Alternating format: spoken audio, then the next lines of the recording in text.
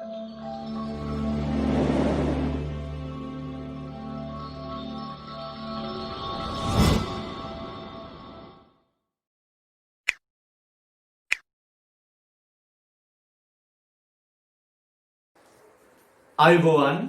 සමාවයවිකතාවය විභාග රචනා ප්‍රශ්න සාකච්ඡා කිරීමේ දෙවෙනි ප්‍රශ්නයත් එක්ක තමයි ඔයා මේ එකතු වෙන්නේ. මේක 2001 විභාග ප්‍රශ්න පත්‍රයේ රචනා ප්‍රශ්න පත්‍රයේ 3B සහ 4A කොටසට අදාළව සමාවයවිකතාවය ප්‍රශ්න ඉදිරිපත් වෙලා තියෙනවා.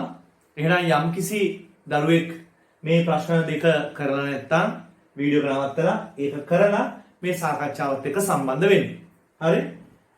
එතකොට ළමයි සමාවයෝගතාවය සම්බන්ධ මූලික සංකල්ප ඔයාලට ඉගෙන ගැනීමට අවශ්‍යතාවයක් තියෙනවා නම් මේක පල්ලෙහා ලින්ක් එක තියෙනවා. සමාවයෝගතාවය සම්බන්ධ මූලික සංකල්ප වීඩියෝ එකේ ලින්ක් එක.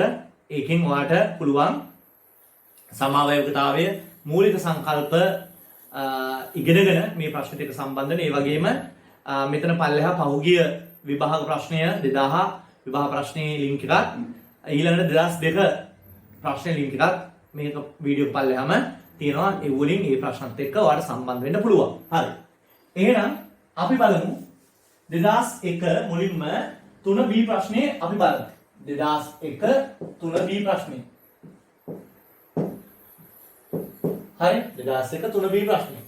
ළමයි සමාවයවිකතාවයේ ප්‍රශ්නයක් ඉදිරිපත් වෙද්දී ඒ ප්‍රශ්නය ඔයා 2000 අවුරුද්දේ ප්‍රශ්නය කළා නම් ඒකේ ඒ ප්‍රශ්නයේ තියෙන මූලික සංකල්ප ටික විතරයි. ඒකට කාබනික රසායනයේ ප්‍රතික්‍රියා වලට තිබුණේ හයිඩ්‍රජනීකරණය කියන ප්‍රතික්‍රියාව පමණයි.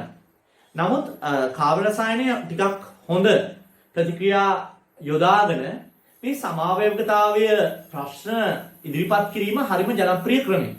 හරිද? ඒ වගේම ළමයිගේ පැත්තෙන් ගත්තාම ළමයි ටිකක් දුෂ්කර වෙන්නේ අන්න ඒ විදිහට ප්‍රශ්න ඉදිරිපත් කරපුවා. නමුත් මම මෙතනදී එවැනි ඔයාලගේ පැත්තෙන් ඔයාලට අමාරු වෙන ප්‍රශ්න ඉතාමත් ලේසි විදිහට සාකච්ඡා කරන්න මම උත්සාහ කරනවා. හරි? එහෙනම් අපි බලමු මේ ප්‍රශ්නේ කියවලා. ළමයි බලන්න 3B කොටස 2001 ප්‍රශ්නේ 3B කොටස. A, B හා C යන සමාවයවික ඇමීන 3. හරිද? ඇමීනයක් කියන්නේ මොකද්ද? ඒතර ඇමීනයක් කියලා කියන්නේ කාබන් දාමය. ඒකට මම R කියලා පෙන්වන්නේ කාබන් දාමය. ඒකට NH2 හරි NH හරි N හරි සම්බන්ධ වෙලා නේද? තියෙනවා අපි කියනවා ඇමීනයක් කියලා. ළමයි මේකට මෙහෙම සම්බන්ධ වුණොත් අපි කියන්නේ ද්විතීයික ඇමීනයක් කියලා. මෙහෙම සම්බන්ධ වුණොත් අපි කියන්නේ තෘතීයික ඇමීනයක් කියලා. අපිට බහුලව භාවිත වෙන්නේ මෙන්න මේ ඇමීන වර්ගය. මොකක්ද මේ? ප්‍රාථමික ඇමීන. මේක ද්විතීයික ඇමීන, මේක තෘතීයික ඇමීන. හරි? ඒතර අපිට බහුලව ඇමීන වලදී අපිට මුණ ගැහෙන්නේ මේ ප්‍රාථමික ඇමීන. කාබනික දාමයට NH2 කාණ්ඩය සම්බන්ධ වුණා. ළමයි මේකෙම බෙන්සීන් වලයක් වුණොත් R කාණ්ඩය අපි ඒලාට කියන්නේ ඇනිලීන් කියලා. හරි? ඒතර මේක ඇනිලීන් වෙන්න බෑ. මෙයාලා කියනවා මේක මොකද්ද? ඇමීනයක් කියලා. හරි? ඒ වගේම මේකේ සූත්‍රය දෙනවා. සූත්‍රය දීලා තියෙනවා C4යි H11යි N. දැන් ඒක සූත්‍රයේ C4යි H11යි N. ඒතර අපි මේ වගේ දේවල් සටහන් කර ගන්නවා. C4යි H11යි N. ඔන්න මේකට අදාළ අනුක සූත්‍රය. ඊට පස්සේ මේක NaNO2 HCl සම ප්‍රතික්‍රියා කිරීමේදී පිළිවෙලින් DEF කියන ඇල්කොහොල බවට පත් වුණාලු. ළමයි අන්න ඒක ඉතා වැදගත්. ළමයි ප්‍රාථමික ඇමීනවල ප්‍රතික්‍රියාවක් අපි කතා කරනවා. මෙයාට HNO2 දාපුවාම HNO2 කියන එක්කෙනා විද්‍යාගාරයේ නැති නිසා. මොකද හේතුව ළමයි මෙයාව හදලා තියාගන්න බෑ. මෙයා අස්ථායි අම්ලයක්. මොකද මෙයා වාතය තුලින් ඔක්සිජන් වෙලා HNO3 වෙන්න පුළුවන්, වියෝජනීය වෙන්න පුළුවන්. ඒ නිසා මෙයාව අපි ලෝහ නයිට්‍රයිට් එකකට තනුක HCl දාලා අපි මෙයාව ඒ ප්‍රතික්‍රියාව සිද්ධ කරන මාධ්‍යම හදාගන්න. අන්න ඒ දෙක තමයි මේ තියෙන්නේ. NaNO2 තනුක HCl. එතකොට HNO2 හැදෙනවා. එතකොට HNO2 මෙයාත් එක්ක ප්‍රතික්‍රියා කරපුවාම මෙයාව මධ්‍යසාරයක් කරනවා. ඒ කියන්නේ NH2 කාණ්ඩය වෙනුවට දැන් OH කාණ්ඩයක් තියෙනවා. හැබැයි එහෙම වෙන්න මොකද්ද වෙන්න ඕනේ? මේක අනිවාර්යෙන් NH2 කාණ්ඩයක් තියෙන ඇමීනයක් වෙන්න ඕන. නැත්තම් මේක ප්‍රාථමික ඇමීනයක් වෙන්න ඕන. එහෙනම් දැන් අපිට කිසිදු ගැටලුවක් නැහැ. මේ ප්‍රතික්‍රියාවෙන් මධ්‍යසාර ලැබෙනවා කියන්නේ මේ දීලා තියෙන ඇමීන ඔක්කොම මොන જાතියවද? NH2 කාණ්ඩ තියෙන ප්‍රාථමික ඇමීන. මොකද ද්විතීයික ඇමීනයකට ඔක් කරන්න බෑ. ද්විතීයික ඇමීනයක තියෙන්නේ ඔන්න ඔහොම. තෘතීයික ඇමීනයක් කියන්නේ මෙන්න මෙහෙම. හරි නේද? එහෙනම් ළමයි දැන් ඔන්න වැඩේ පැහැදිලි. මොකද්ද? මේ ප්‍රතික්‍රියාව සිදු කරන්න මේ දෙක සමත් වෙන්නේ නැති නිසා ප්‍රාථමික ඇමීනයක් තමයි මේ ප්‍රතික්‍රියාව සිදු කරන්නේ. ඒක නිසා අනිවාර්යයෙන්ම මෙතන තියෙනවනේ මොකද්ද? ප්‍රාථමික ඇමීනය. හරි? ප්‍රාථමික ඇමීනය. හරි. එහෙනම් මේක ප්‍රාථමික ඇමීන කියන එකත් ඔකෙන් පැහැදිලි වෙනවා. එතකොට ඒකෙන් ඔයාලට තේරෙනවා මේක ප්‍රාථමික ඇමීන වෙන්න ඕන කියලා. හරි? ප්‍රාථමික ඇමීනයක් වෙන්න ඕන. හරි? ඊළඟට ඇල්කොහොල ලබා දෙනවලු. එතකොට ABC ගැන ඔය විස්තර ඔක්කොම කියන්නේ. එතකොට මේ විස්තර ඔක්කොම ABC ගැනයි කියන්නේ. මේව ඔක්කොම කටුවැඩ කොලේ ඔයා ලියා ගන්න ඕන දේවල්. එතකොට ABC ගැනයි මේ කියන්නේ. හරි. එතකොට ප්‍රාථමික ඇමීන කියලා අමුතුවෙන් ලියන්න ඕනේ. අපි RNH2 කියලා ලියාගත්තා නම් ඒක හරි. ඊට පස්සේ අපිට කියනවා මේකින් DEF කියන ඇල්කොහොල හදනවා. D ලූකස් ප්‍රතිකාරකයේ සමග සීක්‍රේන් ප්‍රතික්‍රියා කරන නමුත් ලූකස් ප්‍රතිකාරකයත් එක්ක සීක්‍රේන් යම් කිසි කෙනෙක් ප්‍රතික්‍රියා කරන්නේ නම් එයා තෘතීක මධ්‍යසාරයක් විය යුතුයි. මොකද තෘතීක මධ්‍යසාර තමයි ළමයි ලූකස් ප්‍රතිකාරකය නිර්ජලීය සින් ක්ලෝරයිඩ් සාන්ද්‍ර HCl කියන මිශ්‍රණය තමයි ලූකස් ප්‍රතිකාරකය කියන්නේ. එයත් එක්ක ප්‍රතික්‍රියා කරලා එතනින් ලැබෙන අතුරුඵලත් එක්ක මොකද්ද? මෙන්න මෙහෙම තෘතීක ඇල්කිල් හේලයිඩ් ලබා දෙනවා. තේරුණාද? එතන මෙවුලෙන් ලැබෙන අතුරුඵලයි අරව මේ ලැබෙන ප්‍රතිඵලය මේ සියල්ලම කලාම වෙච්ච මාධ්‍ය සුදු පාට වලාමය හැබැයි තැම්පත් නොවන වලාමයේ ස්වභාවයක් ඇති කරනවා. ඒ පරීක්ෂණ නලය තුල. ඒ නිසා අපි කියනවා ආවිලතාවයක් ඇති වෙනවා කියලා. හරි? එහා මෙහා විවිධ පේන්නේ නැති අපැහැදිලි ස්වභාවයක්. නිකන් සුදු පාට දුමක් වගේ වලාවක් වගේ ස්වභාවයක් මේ ද්‍රාවණය තුල ඇති වෙනවා. අපැහැදිලි බවක් ඇති වෙනවා. ඒකට අපි කියනවා ආවිලතාවයක් ඇති වෙනවා කියලා. එහෙම වෙන්න නම් මොනවා වෙන්න ඕනද? මෙයා තෘතීක මධ්‍යසාරයක් වෙන්න ඕන. ඒ කියන්නේ D කියන එක්කෙනා මොනවා වෙන්න ඕනද? D තෘතීක මධ්‍යසාරයක් වෙන්න ඕන.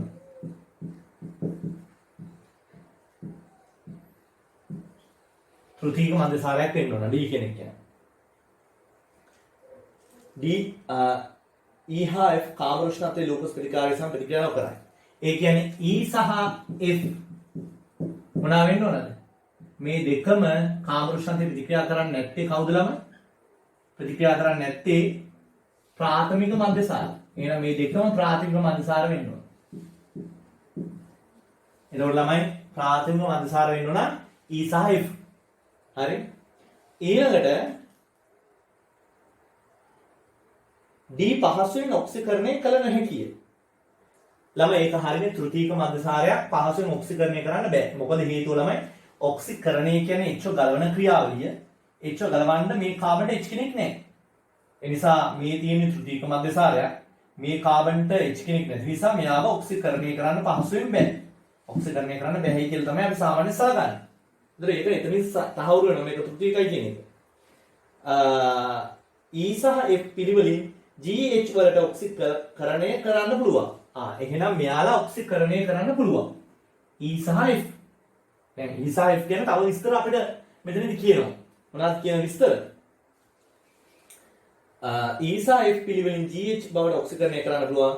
GH දෙකම බ්‍රේඩි ප්‍රතිකාරකයේ සමග අවක්ෂේප දෙනවලු.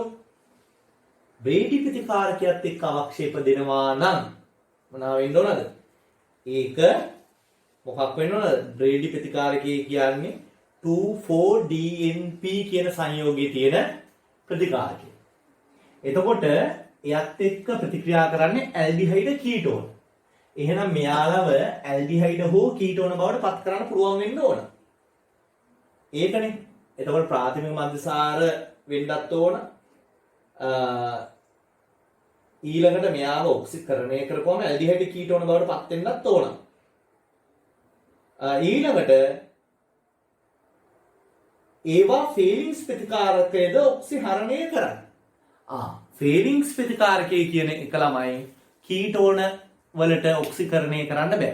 එහෙනම් ළමයි මෙයාලගෙන් හැදෙන ප්‍රතිඵලය අනිවාර්යෙන්ම ඒ කියන්නේ මොකද්ද?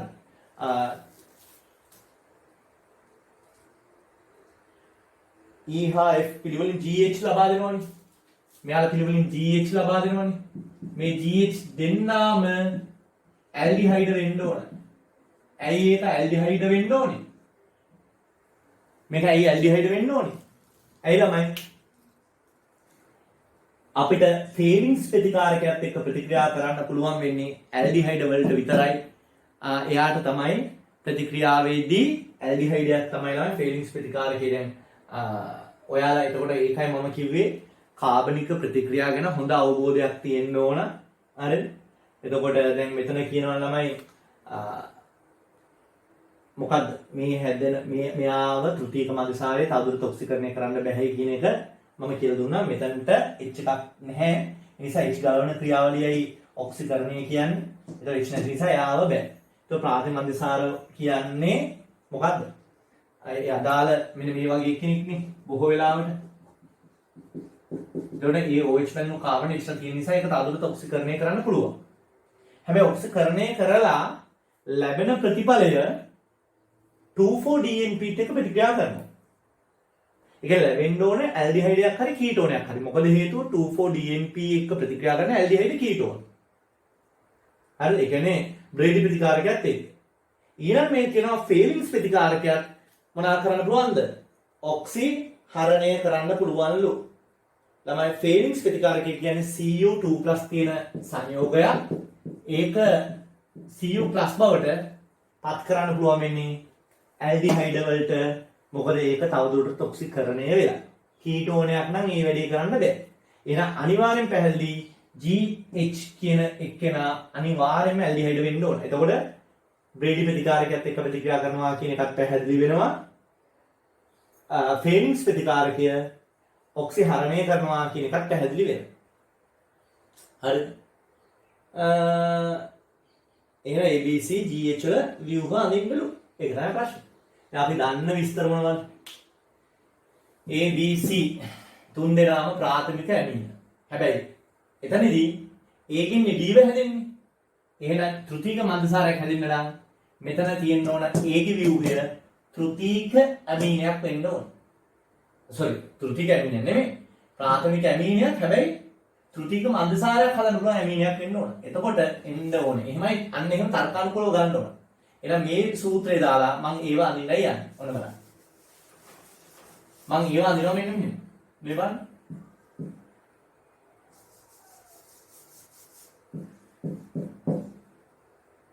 Carbon 4යි CH3 CH3 CH3 NH2 වැඩි හරි. ඔයදී එතන මොකද වෙන්නේ? අර මම කියපු දේ මොකද්ද? මේකට දැන් මම මේක මැකුවට ඔයාගේ ඔයා ඕන සටහන් කරගෙන තියෙන්න ඕන. නැත්නම් ඔයාගේ මතකයේ තියෙනවා මේ අපි ගත්ත දේවල් ටික. අපි මම මේ ඔය ලියපු දේවල් ටික ඔයා සමාවයකතාවයේ ප්‍රශ්න කරද්දි කටුවැඩ කොලේ ලියා ගන්න ටික. දැන් ළමයි මම මෙයාව HNO2 අපි ඕක දාලා තියෙන්නේ NaNO2 HCl කියලානේ. තනුක HCl. මොකද වෙන්නේ? මේක පත් වෙනවා මෙයා බවට. CH3 CH3 CH3 මෙතන NH2 කාණ්ඩය OH එකක් වෙනවා. එතකොට මේ තියෙන්නේ A. එහෙනම් මේ තියෙන්නේ මොකද්ද? මේ තියෙන්නේ D වෙන්න ඕන. මේ තියෙන්නේ D වෙන්න ඕන. මේ තියෙන්නේ A. එහෙනම් මේ තියෙන්නේ D. හරි. ඊළඟට B හා C දෙකම මොකද වෙන්න ඕනේ? B හා C කියන දෙකම ප්‍රාථමික මධ්‍යසාර හදන දෙන්නෙක් වෙන්න ඕනේ. එතකොට මේකෙන් ප්‍රාථමික මධ්‍යසාර හදන දෙන මොකද ළමයි මෙතන මේ මුළු කතාංගයේම මුළු විස්තරයේම B හා C ට තියෙන සමාන ලක්ෂණ. ඔයා බලන්න B හා C එකිනෙකින් වෙන් කරගන්න කිසිම தත්ත්වයක් නැහැ. B ට තියෙන දේ C ටත් තියෙනවා. ෆේලින්ස් ප්‍රතිකාරකයත් එක්ක දෙන්නම ප්‍රතික්‍රියා කරනවා. දෙන්නම බ්‍රේඩි ප්‍රතිකාරකයත් එක්ක ප්‍රතික්‍රියා කරනවා. එහෙමනේ කියන්නේ. එතන මේ දෙන්නගෙන් දෙක මේ දෙන්න මෙයා කියන view මෙයාට ලියලා දෙක මාරු කරලා ලියුවට ප්‍රශ්නයක් නැහැ. එහෙනම් දැන් මෙයා අනිවාර්යෙන්ම මෙතන කාව හදන කෙනෙක් වෙන්න ඕනද? කාබන් 4කින් යුක්ත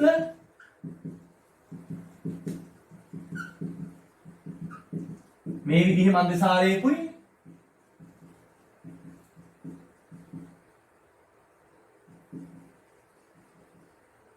මෙන්න මේ විදිහේ මන්දසාරයකුයි හදන කෙනෙක් වෙන්න ඕන. දැන් කාබන් 4කින් හදන්න පුළුවන්. ප්‍රාථමික මන්දසාර මේ විදිහේ දෙකයි තියෙන්නේ. පේනවද? එතකොට ඇයි එයාලා කියනවා ලූකස් ප්‍රතිකාරකයත් එක්ක D කියන එක්කෙනා වේගෙන් ප්‍රතික්‍රියා කළාට E සහ F කාම උෂ්ණත්වයට ප්‍රතික්‍රියා කරන්නේ නැහැ. එහෙනම් මේ කෙනෙක් E වෙන්න ඕන මෙයා F වෙන්න ඕන. එතකොට මේ දෙන්නම ප්‍රාථමික මන්දසාර.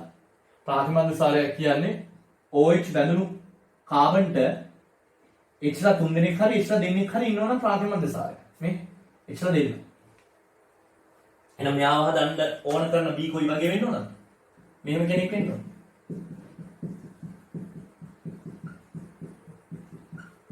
හරි? ඔන්න ඔහොම කෙනෙක් වෙන්න ඕන. එතකොට මේකට මෙයාව දාපම හදන්න අරයව හැදෙන්නේ. C මෙහෙම කෙනෙක් වෙන්න ඕන.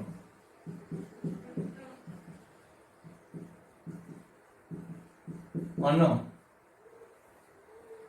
හරි? පැහැදිලි? එතකොට මේකට මෙයාව දැම්මහම තෘතීක මන්දසාරය හැදෙනවා. මේ දෙන්නගෙන් හැදෙන්නේ මොකද්ද? මේ දෙන්නගෙන් හැදෙන්නේ ප්‍රාථමික මන්දසාර දෙකක්. එතකොට මේක ප්‍රාථමික මන්දසාර දෙකක් බව කියවෙන්නේ මේක ලූකස් ප්‍රතිකාරකයත් එක්ක කාම උෂ්ණත්වයට ප්‍රතික්‍රියා කරන්නේ නැහැ කියලා දීලා තියෙනවා. මේක ඊටාම ශනිකව ප්‍රතික්‍රියා කරනවා කියලා දීලා තියෙනවා. ඒක නිසා මේක තෘතීක වෙන්න නම් මේක තෘතීක විදිහට තියෙනවා නම් ඒක හැදෙන විදිහේ ව්‍යුහය මේකට තියෙනවා. මේ දෙන්නම ප්‍රාථමික වෙන්න ඕනේ. එතකොට මම මේ දෙන්නව ඉස්සලාම ලියාගත්තා. ඒතර මේ දෙන්න විදිහට OH කියන තැනට NH2 නේ තියෙන්න ඕනේ මේ ප්‍රතික්‍රියාවේ. NH2 නේ OH බවට වෙනස් වුනේ. එහෙනම් ඔන්න ඔහොම වෙන්න ඕනේ. එහෙනම් මේ තමයි A B C මේ තමයි D E F. හරි? ඊළඟට අපිට D E F ලියන්න කියලා නෑ. හරි? ඊට පස්සේ අපිට කියන්නේ එතනින් පස්සේ එව්වා. හරි? එතකොට D E F අපිට ලියන්න කියලා නෑ උත්තරේට. හරි? අපිට කියලා තියෙන්නේ A B C සහ GH ලියන්න කියලා. හරි අපිට ඒකට මේ ව්‍යුහ තුන ගන්න සිද්ධ වෙනවා.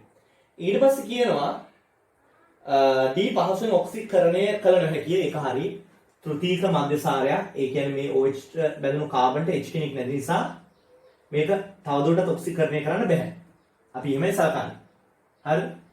එතකොට ළමයි මේකට H කෙනෙක් හිටියොත් මේක ගලවන්න පුළුවන්. එහෙම නැත්නම් ගලවන්න බෑ. මෙතන මේ OH බැඳුණු කාබන්ට එක්ස්ට්‍රා දෙන්නෙක් ඉන්නවා. පුළුවන් තවදුරටත් ඔක්සිකරණය කරන්න. මෙතන OH බැඳුණු කාබන්ට එක්ස්ට්‍රා දෙන්නෙක් ඉන්නවා. තවදුරටත් ඔක්සිකරණය කරන්න පුළුවන්.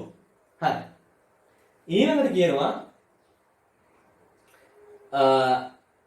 එතකොට අනිත් දෙන්න ඔක්සිකරණය කරනවා E සහ F. එහෙම ඔක්සිකරණය කරපුවාම GH ලබා දෙනවලු. GH ලබා දෙනවලු. මේ G හා H දෙන්නටම මොනවාද? බ්‍රේඩි ප්‍රතිකාරකයක් එක්ක ඒ කියන්නේ මේ බ්‍රේඩි ප්‍රතිකාරකයත් එක්ක ප්‍රතික්‍රියා කරන එක ඇල්ඩිහයිඩයක් හරි කීටෝනයක් හරි වෙන්න ඕන.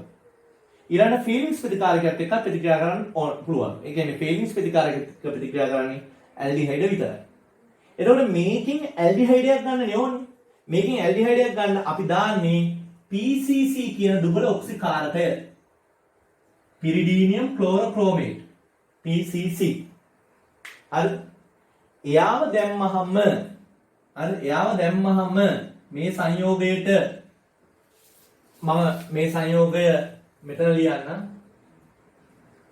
CH3 CH2 CH2 CH2 OH මේකට PCC කියන දුබල ඔක්සිකාරකය දාපුවාම මේක මෙන්න මෙහෙම ඇල්ඩිහයිඩයක් බවට පත් වෙනවා. අපි මේක පරිවර්තන වලදී කතා කරලා තියෙනවා. ඔන්න ළමයි මේකට PCC කියන කෙනා දාපුවාම හරි මොකද වෙන්නේ?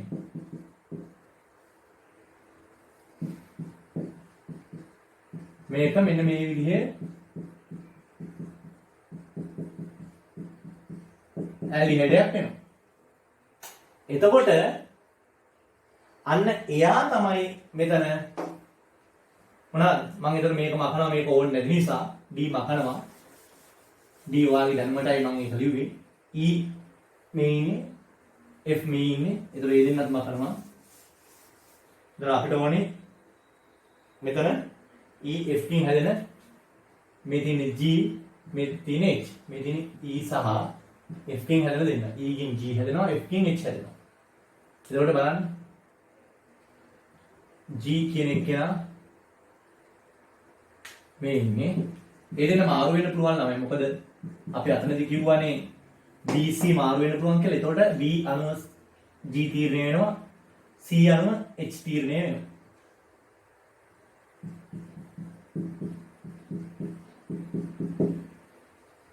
හරි. මේ තියෙන H.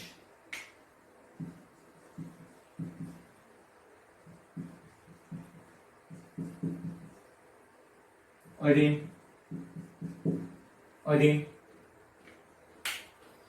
හරි. එතකොට මේක ඇල්ඩිහයිඩයක් බව අවබෝධ කරවන්න තමයි ෆීලිංග්ස් ප්‍රතිකාරකයක් එක්කත් ප්‍රතික්‍රියා කරනවා කියලා ලියලා තියෙන්නේ. හරිද? ළමයි ෆීලිංග්ස් ප්‍රතිකාරකයේදී සිද්ධ වෙන මම ඉස්සන් බ්‍රේඩි ප්‍රතිකාරකයක් එක්ක මෙයාලගේ ප්‍රතික්‍රියාවක් ලියලා පෙන්නනවා. මම ඇල්ඩිහයිඩ් මෙහෙම ගත්තොත් මම මේ ලියන්නේ බ්‍රේඩි ප්‍රතිකාරකයක් එක්ක මෙයාගේ ප්‍රතික්‍රියාව සිද්ධ වෙන ආකාරය. මම ඇල්ඩිහයිඩ් මෙහෙම ගන්නවා. බ්‍රේඩි ප්‍රතිකාරකයේ තියෙන 2,4-DMP කියන එක මෙහෙම ගන්නවා.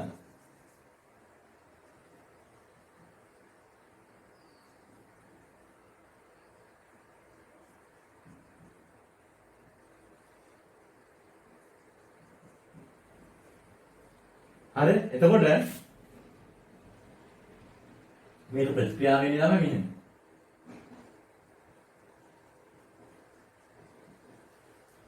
මෙයා තමයි යන්නේ අවක්ෂේපේ වෙන්නේ. ඔන්නම පැහැදිලි නේද? මෙයා තමයි අවක්ෂේපේ වෙන්නේ. මෙතන මේ කෙලවරේ තියෙන NO2 හොඳේ. කෙලවරේ තියෙන NO2 ඒක තමයි අවක්ෂේපේ වෙන්නේ. එතන මේක අවක්ෂේපය. හරි? ඊළඟට මෙයාගේ මම මෙතන උඩින් ලියනම් ඉඩ නැති නිසා මේ කෙනෙක්ගේ මෙතන මම ලියන්න මේ පල්ලෙහාම ලියන්න මේ ඇල්ඩිහයිඩය ෆේලින්ග්ස් ප්‍රතිකාරකයත් එක්ක ප්‍රතික්‍රියා කරන්නේ ෆේලින්ග්ස් ප්‍රතිකාරකයේ තියෙන Cu2+ එයා මෙයත් එක්ක ප්‍රතික්‍රියා කරනවා මේ කාබොක්සිලික් අම්ලයක් වෙලා අම්ලයත් එක්ක Cu ප්‍රතික්‍රියා කළා Cu ඔහම හැදෙනවා. මෙතන Cu2O ගඩොල් රතු පාට අවක්ෂේපය ලැබෙනවා. ගඩොල් රතු. හරි ගඩොල් රතු Cu2O ලැබෙනවා. හරි? එතකොට මේ තමයි ෆේලින්ග්ස් ප්‍රතිකාරකයත් එක්ක ප්‍රතික්‍රියාව. එතකොට මේ දෙකම පෙන්වනවා ඇල්ඩිහයිඩ්. මේක පයින් එක නම් කීටෝනක් පෙන්වනවා. හරිද? හැබැයි මේක ඇල්ඩිහයිඩ් පමණයි පෙන්වන්නේ. හරිද? ඇල්ඩිහයිඩ් වලිනුත් ඇරෝමැටික් ඇල්ඩිහයිඩ් කරන්නේ නැහැ. හරිනේ? ඇරෝමැටික් ඇල්ඩිහයිඩ් කරන්නේ නැහැ. හරි. එහෙනම් තමයි දැන් උත්තරේ මම හිතන්නේ ලැබුණා අපිට. හරි? උත්තරේ අපිට ලැබුණා. එතකොට මේ තමයි උත්තරේ.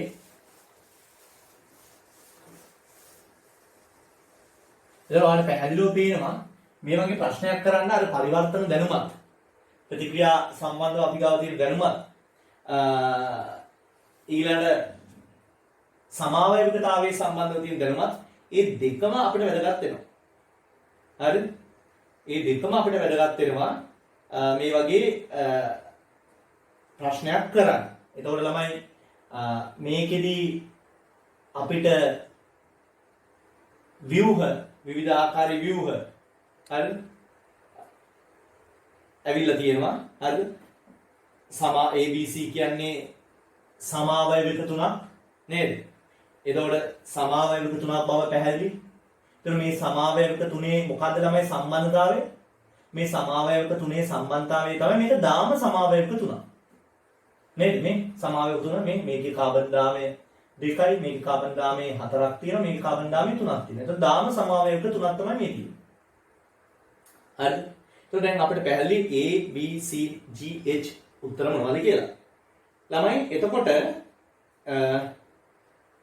මේකේ එකකට 5 ගානේ ලකුණු 25ක් තියෙනවා. මේකකට ලකුණු 5 ගානේ ලකුණු 25ක් තියෙනවා. මේකකට 5 ගානේ ලකුණු 25ක් තියෙනවා. ඔය විදිහට.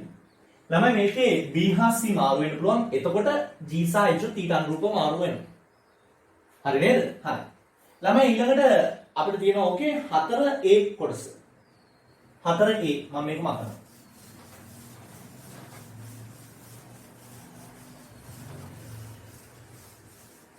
4A 4A ළමයි 4A වල අපිට කියනවා CNHM ඔන්න ඔය විදිහට CNHM නම් චක්‍රීය නොවන සංතෘප්ත හයිඩ්‍රෝකාබනය සංතෘප්තයි කියන්නේ මේක ඇල්කේනයක්. ඇල්කේනයක් වෙන්න ඕන. එතකොට ඇල්කේන කියපු ගමන් අපි දන්නවා මොකද්ද? ඒක CNH දෙකයින් ධන දෙක කියන සම්බන්ධතාවය පිළිපදින්න ඕන. හරි? ඊළඟට ඒකේ එක් අසමිතික කේන්ද්‍රයක් ඇතුළු. ඒ කියන්නේ අසමිතික කාබන් පරමාණුවක් තියෙනවා.